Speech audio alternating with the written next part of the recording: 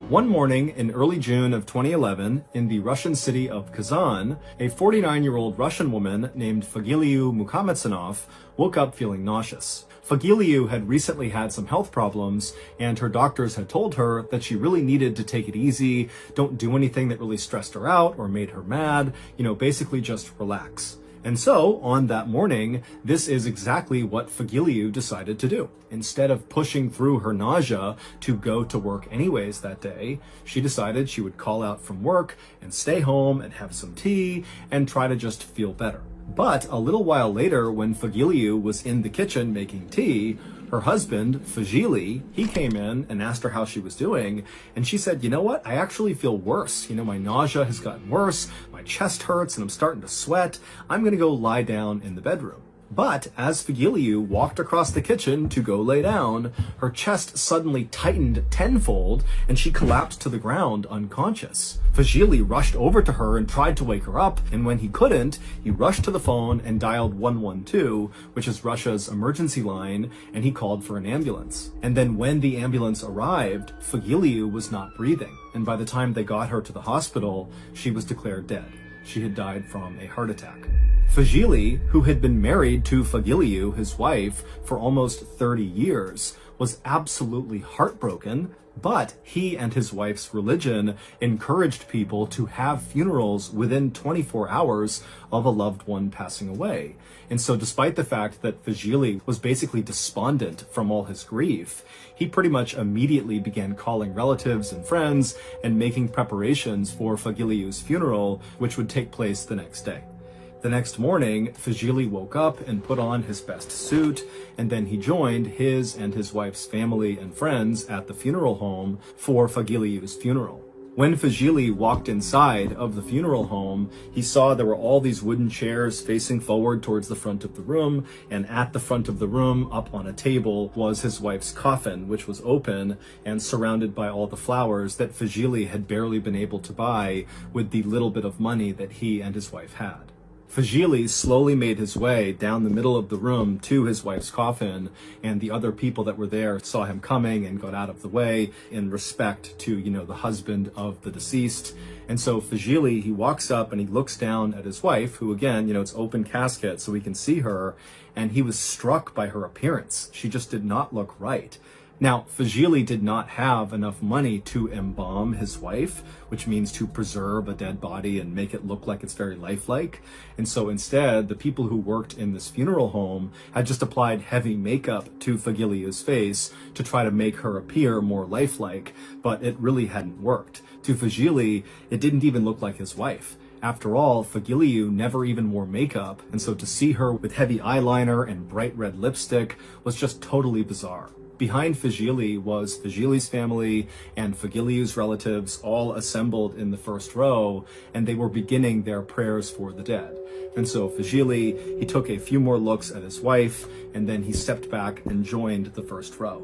And so as Fagili was standing there holding his mother's and brother's hand, he closed his eyes and did his best to focus on the words of the prayer, instead of on the grief he was feeling for his wife. And as he was doing that, his mother, who was on his right side, suddenly broke from the words of the prayer and let out this strange crying sound. And Fagili, he opened his eyes and looked over at his mother, expecting her to be collapsed on the ground from all the grief she was experiencing. But instead, he saw his mother was trembling and looking straight ahead. And so Fagili followed her gaze, and what he saw at the front of the room made Fagili want to faint. His wife, Fagiliu, was now sitting straight up in her coffin. She wasn't making a sound, but she was looking out at the crowd of people with her strange makeup on her face, just staring at them with wide eyes. And for a second, everybody in the funeral home noticed this and went totally quiet, and both Fagiliu and the mourners just stared at each other. And then Fagiliu began screaming, but at first it was like she couldn't make any sound, and it was this raspy, dry yell that was coming out of her mouth, but then it built and built until it was sort of like a bellow or a roar. And when this loud, deep, guttural sound began coming out of Fagiliu's mouth, the mourners in the room began screaming too, and suddenly it was absolute chaos inside of this building.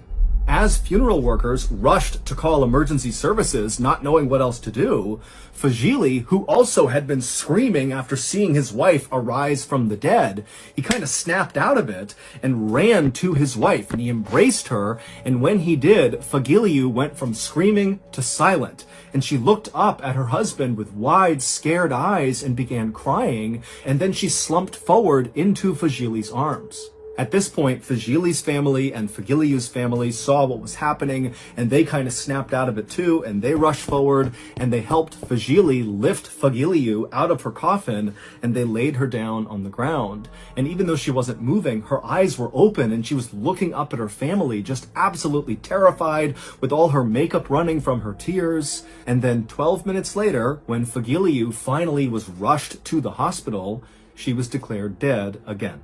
It would turn out that when Fagiliu collapsed on her kitchen floor, she really did have a heart attack, but it didn't kill her. She was just unconscious, and her breathing was very shallow, and she wasn't moving, and nobody noticed. And so when Fagiliu kind of came to and woke up inside of her coffin at her funeral, she likely was okay, all things considered. She was, healthy enough to be alive, but when she looked around the room and saw she was at her own funeral and sitting in her coffin, the stress of that moment had given her another heart attack, and this one had been fatal.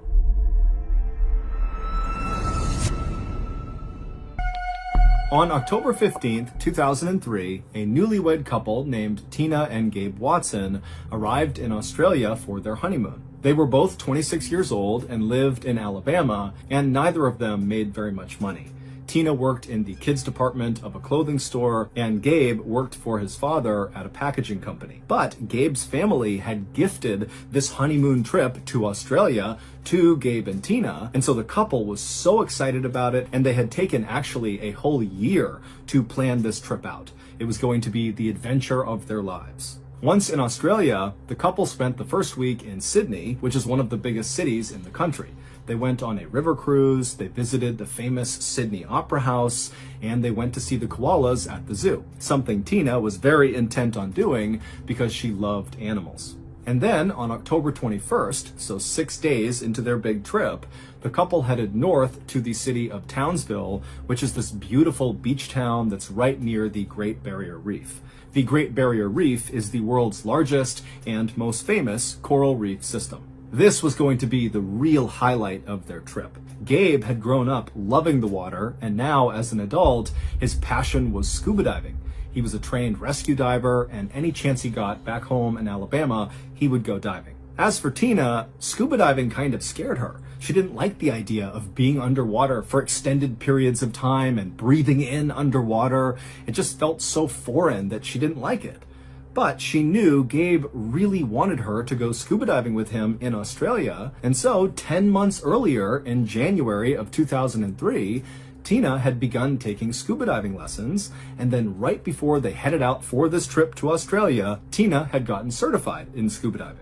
So, after arriving in Townsville, Gabe and Tina would spend the night in a hotel, and then early the next morning, the couple would get up and make their way down to the dock where they would board a diving boat. This boat was going to take them out into the open water, right over this famous shipwreck called the Yongola, where lots of people scuba dive, and this Yongola wreck is right near the Great Barrier Reef. So it's a truly amazing place to go scuba diving. When the couple actually was out on the open water, they looked around and just could not believe how stunning everything really was. The beach town at a distance was unbelievable, and the water was perfectly clear blue, where they could see thousands of fish shimmering and swimming all around them. Finally, the dive boat came to a stop over the area where the Yongola wreck was, and Gabe and Tina began putting on their dive gear, as did the other 4 tourists who were also on this diving trip.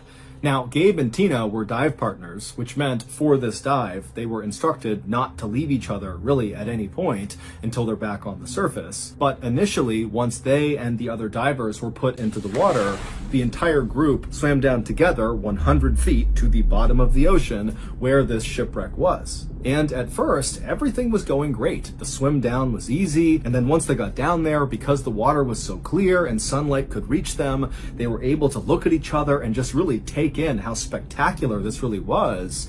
But unfortunately, Gabe, he looked at his wrist at some point and noticed his dive computer, which tells you how much air you have left and what depth you're at, was malfunctioning. And so he signaled to Tina that he needed to go to the surface and get his computer fixed.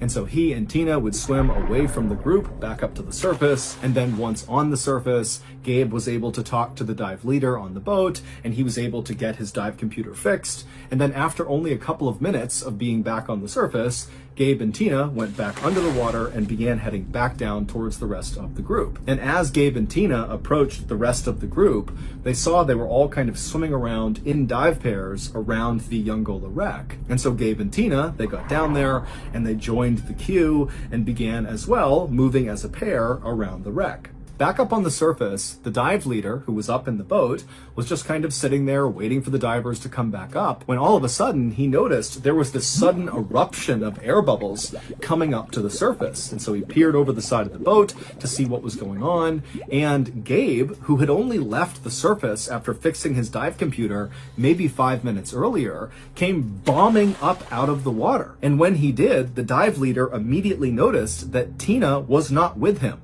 And before the dive leader could even ask Gabe what was going on, Gabe, who was obviously very panicked, he ripped off his mask and he began trying to tell the dive leader that something was wrong with his wife, that she had sunk away from him and he couldn't get to her and he needed help. And so the dive leader immediately put on a scuba tank, he jumped in the water and swam down as fast as he could to the wreck down below. And when he got there, he immediately saw Tina by herself laying on the sand on the bottom of the ocean, just totally motionless on her back. And so the dive leader, he swam over to her, he scooped her up, and he brought her all the way back to the surface. And then once on the surface, he put Tina into the boat, and then the dive leader, he climbed inside and immediately began doing CPR on Tina. And for 45 minutes, the dive leader tried to do CPR, tried everything he could to save Tina, but unfortunately it was not enough, and Tina passed away. An autopsy would later reveal that Tina had died from something called an air embolism, which is when an air bubble gets trapped in a blood vessel and blocks it.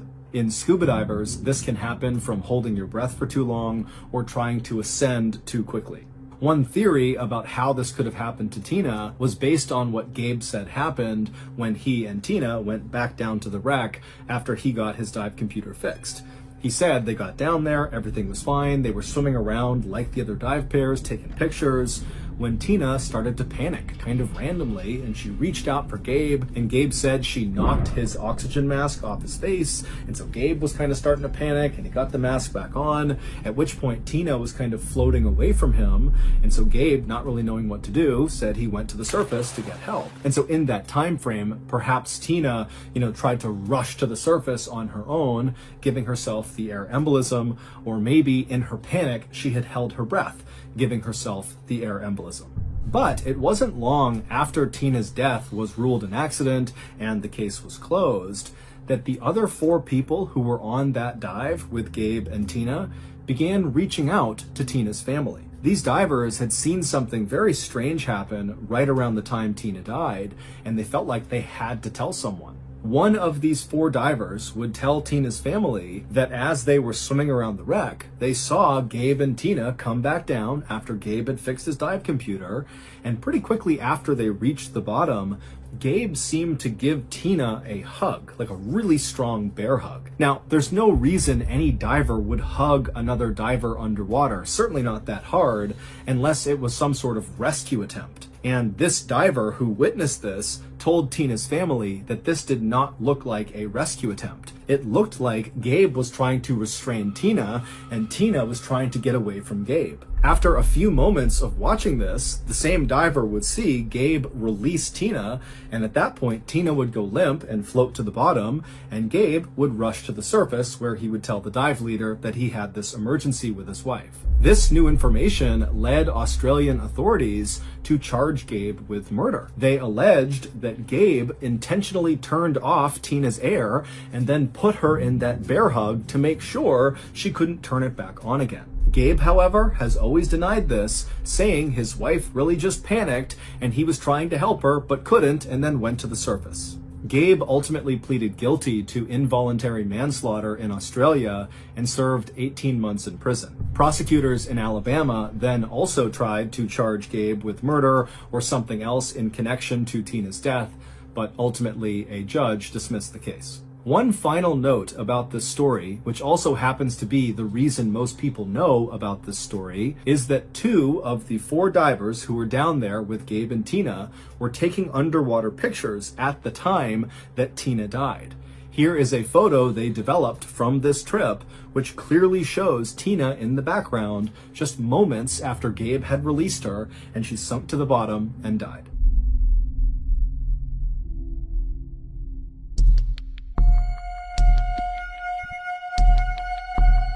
In July of 1848, a 25-year-old man named Phineas Gage got a job working construction on the Hudson River Railroad in New York. At this time in America, railroads were being laid all over the country, and so lots of workers like Phineas were needed to blast rock out of the way to lay down these railroad tracks. And as it happened, Phineas was an expert in explosives. He had learned how to set controlled blasts growing up on his family's farm in New Hampshire, and then later in his life, he had worked in a mine blasting through rock. And so in addition to just being the ideal railroad worker for this time in America, when Phineas actually started working in New York on this railroad, his co-workers immediately started looking up to him. Phineas was extremely smart and energetic. He was this incredible conversationalist. He was charismatic and funny and a natural leader. And so just 2 months into starting this new job, it was no surprise to anyone who knew Phineas or worked with Phineas that he was promoted to blasting foreman, which meant Phineas would lead the explosives team. Phineas was so excited about this promotion that he went to a blacksmith and had a custom tamping iron made. A tamping iron is a long metal rod that's used to pack explosives. When railroad workers wanted to blast through, let's say, a big rock, they would start by drilling a deep but skinny hole in the rock. Then they would pour blasting powder inside, then they'd put a fuse inside, and then using this tamping iron, they would push the blasting powder and the fuse deep into this hole inside of this rock or whatever it was they were blowing up. And then once it was packed, they would ignite it. Usually, tamping irons were sort of rough tools that looked like crowbars, but Phineas really wanted something special to commemorate this promotion. And so Phineas had the blacksmith make this perfectly straight, smooth, 4-foot-long metal tamping iron, and on one end was a pointed side, and on the other was a blunted side. And this rod, it weighed about 13 pounds, and it was about 1.25 inches in diameter. And Phineas loved this tamping iron. He brought it with him not just to work, but basically anywhere he went. On September 3rd, 1848, so not long after Phineas's big promotion, Phineas and his explosives team were blasting through some rock that ran through a forest. And Phineas, he was right up front over the blasting site, helping them prep the explosive. His team had drilled that long, deep, skinny hole into the rock they were about to blow up, and then blasting powder was put inside, a fuse was put inside, and then Phineas took his tamping iron and began packing the powder and fuse deep into the rock. And the way he did this is he used the blunt end of his tamping iron to pack the explosives, which meant the pointed end was sticking out of the rock. And so as Phineas is doing this, someone behind him slipped on a rock. One of his men tripped or something, and so Phineas, with his hands kind of on his tamping iron, turned to the right to look and see what was going on. And when he did this, somehow his tamping iron that was inside of this skinny hole must have nudged against the inside of the rock, created a spark, and ignited the explosive inside of the rock, which meant the tamping iron was basically fired like a missile out of this hole into Phineas's head. It went in his cheek, up behind his left eye, up and out of his skull, and then shot 80 feet away, landing on the ground covered in Phineas's blood and brains. This happened so quickly that for a second after this thing has blown through Phineas's head, Phineas just stood there upright with his eyes wide, and then suddenly a geyser of blood began shooting out of the top of his head, and then Phineas fell backwards onto the ground. When Phineas's body hit the ground, he began having a seizure, at which point his coworkers, who were still kind of shaken up from this sudden blast, they rushed over and tried to kind of position him in a way that he wouldn't hurt himself. But I mean, they're looking at him and he's literally missing half of his head. He's covered in blood. And they're thinking, there's nothing we can do for him but basically wait for him to die. And so all of Phineas's coworkers, who adored Phineas, just stood there very somber watching their boss die. But eventually, Phineas stopped having a seizure, and then he opened his eyes and he looked up at his crew and he sat up and he said, "What happened?" Now remember, half of his head has been blown out by a 13-pound, 4-foot-long metal rod that has shot through his head. And his coworkers, when they heard how clearly he was speaking and how focused his eyes were, they couldn't believe it. How in the world is this guy alive, let alone having a coherent conversation with them? And so the coworkers told Phineas, "Please lie down, we'll get you help, lie down, relax." But Phineas, who still had blood also shooting out of his head, just kind of stood up casually and walked over to the railroad cart and signaled for his crew to take him back into town. And so the crew, they're looking over at Phineas, who now is literally head to toe just red from blood. Still bleeding, but less so. And he's just sitting on the railroad cart waiting for them. And so they walk over to him and they start the slow 1-mile journey into town on this railroad cart.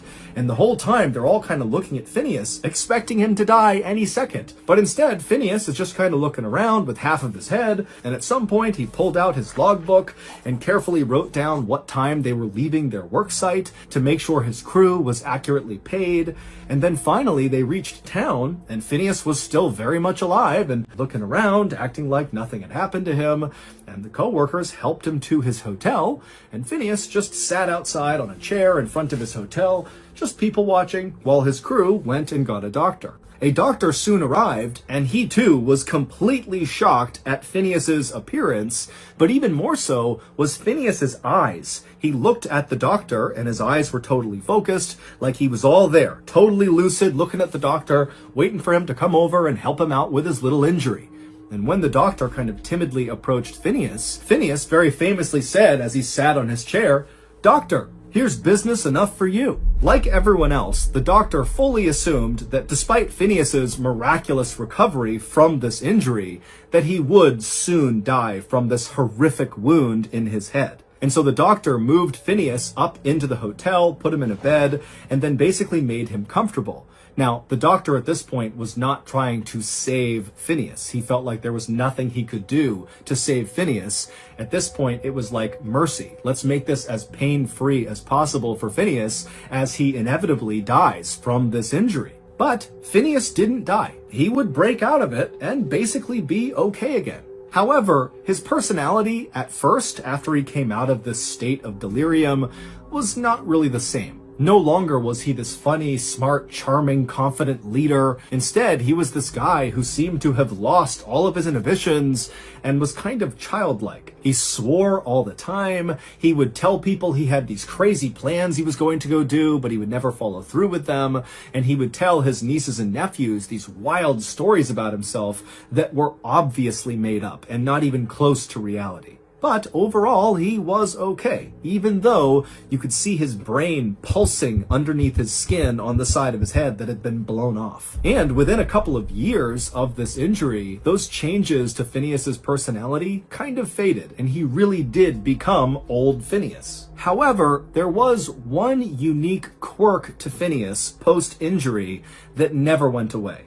And that was Phineas's kind of unhealthy love for the tamping iron that had blown through his head. After his injury, Phineas kind of stopped making friends, and any friends he did have, he really didn't try to keep those relationships up. He didn't get married, he didn't have kids. Instead, the tamping iron became sort of like his best friend. He took it everywhere with him, even posing at one point with the tamping iron the way you would expect a couple to pose for a photo. 12 years after his horrific injury, Phineas would develop seizures, likely from the injury, and then he would die with his beloved tamping rod right by his side. His case changed neuroscience forever by showing that an injury to the brain could affect specific personality traits. Today, Phineas's skull and his tamping rod are on display at Harvard Medical School. In the 1960s, Alan Burkhart opened a riverfront restaurant in Beaumont, Texas. And for the next 50 plus years, his customers would eat burgers, drink beers, and on super hot days, they would jump off the pier into the river to cool down. But one day in June of 2015, while Alan was in his restaurant looking out the back window, he saw something strange in the river. When he went outside to get a better look, he noticed his customers who were eating outside had also noticed this strange thing, and now they were standing up and nervously watching it as it floated by. Alan immediately yelled out to everyone to not go swimming, obviously, based on what they were seeing, and then he went back inside and made a sign that said no swimming, and he posted it on the pier. A few weeks later, on July 2nd, a 28-year-old local man named Tommy Woodward and his girlfriend, Victoria LeBlanc, arrived at Alan's restaurant for a fun night out. After several hours of drinking and playing pool, Tommy and his girlfriend made their way over to the bar and had a seat, at which point Tommy began telling his girlfriend that he planned on going swimming in the river that night. The bartender overheard him and said, "Tommy, you can't go swimming in the river anymore." But Tommy was a bit of a rule breaker and said he didn't care, he was going to go anyways. The bartender began pleading with him and even got other staff members of the restaurant to talk sense into Tommy that he should not get in the water. But eventually Tommy just stood up, he grabbed his girlfriend's hand, left the restaurant, and began walking down towards the pier. The bartender at this point just kind of rolled her eyes and thought, I can't do anything to stop him, and so she went back to her bartending duties. When Tommy and Victoria got down to the pier, the black water was quiet and calm as Tommy took off his shirt and removed his valuables from his pockets. Right before Tommy was about to jump into the water, Victoria stopped him and said she thought she saw something moving underneath the pier. But Tommy just laughed and said he didn't care and jumped into the water and disappeared below the surface. Immediately, the water around Tommy seemed to erupt like a bomb had gone off underneath him. When Tommy came back up to the surface, he was screaming and trying to swim back to the pier, but before he could get there, something pulled him under the water. And then a few seconds later, Tommy came back up again, and this time Victoria could see the left side of his torso was bleeding profusely. And so she instinctively leapt into the water to try to save him. And Tommy, even though he knew he needed help, he said to her, "Get back on land, save yourself." And so she obliged. She climbed back onto the pier, and when she turned around, she caught a final glimpse of Tommy as he was pulled back under the water, and this time he did not come back up again. The bartender had heard screaming and so ran down with a flashlight to the pier, and when she got there, Victoria was hysterical and she was yelling Tommy's name and looking out over the water, and so the bartender at this point is reasonably certain she knows what happened to Tommy, but if by some miracle he's still alive, she wants to find him. And so she raises her flashlight and she began scanning the now totally calm black water, and as she's scanning, she finds him. He's floating face down way off in the middle of the river, and as soon as the flashlight hits him, something pulls his body under the water and he disappears from view. It was no secret that the river that ran next to Alan's restaurant was home to alligators. But these alligators were small and they didn't bother anybody, and so the locals really didn't have any issues swimming with them. In fact,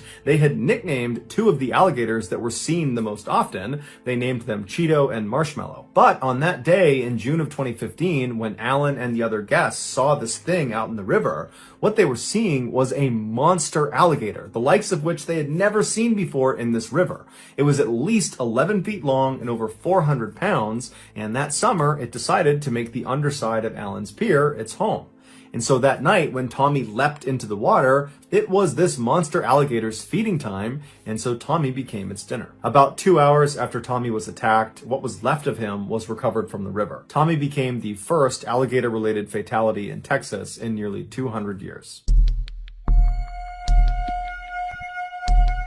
Just north of San Francisco, California, lies Lake Berryessa, which is a massive freshwater reserve that provides drinking water and hydroelectricity to hundreds of thousands of people. The lake is not a natural occurrence. A dam was built in the area in the 1950s, and after it was in place, the water that pooled above it became Lake Berryessa. During the dam's construction, the engineers realized the structure would not be enough to keep all the water in if the lake were to flood. To solve this problem, the engineers installed what's called a spillway in the middle of the lake. A spillway is like a huge drain. When the water levels in the lake are normal, none of the water will go into this drain. But when water levels reach a certain point, the water, instead of spilling over the side of the dam, will spill into this spillway, and it will travel 200 feet straight down the 78-foot wide pipe. And when it reaches the bottom, the pipe bends sharply to the right, and the water is shot out on the other side of the dam into a creek. On a summer day in 1997, 41-year-old graduate student Emily Schwalik was swimming in the recreational side of Lake Berryessa. That evening, before she got out of the water, she decided she wanted to have a closer look at the spillway, which at the time, because the water levels had risen high enough, water was pouring down into this spillway. So Emily turned around and began casually swimming away from the recreational area towards the center of the lake. At some point, she would have seen signs poking out of the water, and she would have seen them on land telling her to stay back. After passing those signs, she would have reached a long line of red caution buoys that were the last line of defense to try to keep people back from this spillway. But Emily went under those buoys and continued on towards this huge drain. Meanwhile, the other swimmers that had seen Emily take off towards the middle of the lake, they didn't think she would actually get close to the spillway. Nobody went close to the spillway, and so nobody tried to stop her. Around 6:10 p.m., Emily made it to right before the edge of the spillway. It would have been deafeningly loud as 360,000 gallons of water poured over the edge into the spillway every second. Emily most likely was trying to get right up to the edge and then grab that outer cement lip and kind of anchor herself and then lean over the edge and get a look down into the hole. But what ended up happening is as she got closer and closer to the edge, the current picked up so dramatically that it began pulling her down into the hole. And so by the time she's over this cement lip, she had already turned around, realizing her mistake, and was trying desperately to swim away from the spillway. But it was too late. Her legs got whipped around and sucked down into the spillway, and she managed to grab onto the lip, the outer lip of the spillway, with her legs now in the spillway. Thousands and thousands of gallons of water are pouring down on her face, and so she can't pull herself back up. So she's pinned inside the spillway. People on land noticed this happening to her, but they realized there was nothing they could do to help her. If they tried to go down there and pull her out, they would get sucked in too. And so they called the authorities, who have the right equipment, to pull her out. But by the time they got out there, it was too late. Emily had managed to hang on to that edge for 20 minutes. But finally, the water overpowered her, she lost her grip, and she fell backwards down the 200-foot chute to her death.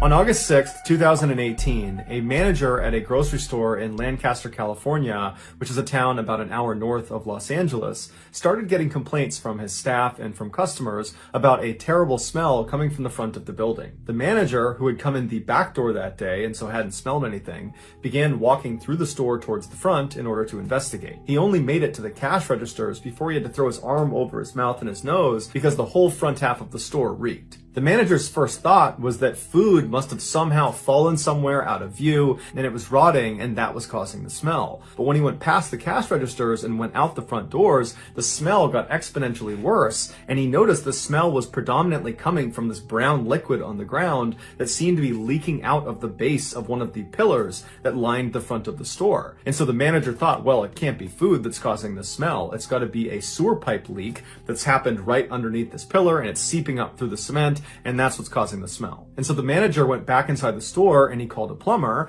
and then a couple of hours later, the plumber showed up. The manager pointed at the brown liquid out on the front and explained what he thought was going on, and the plumber looked at it and then looked at the manager and said, there's no sewer pipe underneath here, so whatever that liquid is, it's coming from inside the pillar. And so the manager was stumped because this pillar and all the others in the front of the store were purely decorative. There's no reason anything would be leaking out from inside of them. There was nothing inside of them. them. And so the manager asked the plumber to pull off one of the bricks around the area where this liquid was coming from so they could see what was on the other side. And so the plumber got his crowbar and he began prying off one of the bricks. And then once it was loose enough, he pulled the brick away, revealing an opening into the pillar. And the two men got down and they looked inside, and what they saw horrified them. And they immediately backed up and they called the police. 5 days earlier, a 35-year-old man named Ray Rivera was pulled over by Lancaster, California police on suspicion of driving a stolen vehicle. As soon as the officer got out of their cruiser and began approaching Ray's vehicle, Ray peeled off down the road, turned the corner, and was gone. The officer immediately got back in their cruiser and took off after Ray, but he had gotten a huge jump start and he had fled into a highly populated and busy area where it would be relatively easy to blend in and disappear. The officer called for backup, and before long, there were dozens of other cop cars in the area looking for Ray, but no one could find him. A little while later, the police heard over the radio that a car matching the description of the one Ray had been driving had just crashed into a local grocery store. And so the police head over to the grocery store, and sure enough, there's Ray's white pickup truck crashed into the side of the building, but Ray is nowhere to be found. The police began asking witnesses at the store if they had seen the man driving the white pickup truck, and a few said they had. They said after he crashed, he leapt out of the vehicle and he ran inside the grocery store and then went up a flight of stairs to the staff-only area. The police went inside the grocery store and searched the staff-only area, and they searched the rest of the grocery store, but he wasn't there. And so they assumed at some point after going inside, he managed to slip back out again and had escaped on foot. And so the police, just as a precaution, stayed outside of this grocery store for several more hours in case if Ray was in there, they would catch him trying to leave. But after a couple of hours, he never did. And so they put out a warrant for his arrest and they left. Well, it would turn out Ray had run inside the grocery store, but he had never left. After running up to that staff-only area, he found a crawl space and he hid inside of it for several hours until the police left. And then at some point that evening, he decided he wanted to find a better hiding spot, and so he made his way onto the roof. Now, it's not entirely clear how he did that. Either the crawl space he was in directly connected to the roof, or he got out of the crawl space and then found his way onto the roof another way. But regardless, he found his way onto the roof, and when he got up there, he realized the roof was totally flat until you got to the very front edge of the building, the part that looked down into the parking lot. There, on the roof, was this small structure that was built up just on the front end of the roof that gave the impression from the parking lot looking up that this building was a lot bigger than it really was. On the backside of this phony structure was a door that was accessible from the roof. Ray saw this access door and ran over to it. He tried the handle and it was unlocked. And so he opened it up and he went inside. Now, this attic-like space that sat on the front of the building really didn't have that much of a purpose to it. However, it did provide access to the insides of all of the pillars that lined the front of the store. And so it's believed that Ray, as soon as he walked inside, saw these openings and believed one of them would be the perfect hiding place. And so he lowered himself feet first into one of these hollow chutes. He got his feet and his legs, his hips, and most of his torso into this tight 9-inch by 17-inch space, but his shoulders were too broad. They would not fit into the pillar. And so he raised one arm over his head and he kept his other arm pinned by his side in order to make himself as narrow as possible. And this worked. Inch by inch, he began sliding deeper and deeper into this 2-story tall pillar until he was completely out of sight. But as soon as his shoulders had gone down into that pillar, he would have realized he had made a grave mistake. With one arm pinned above his head and the other pinned by his side,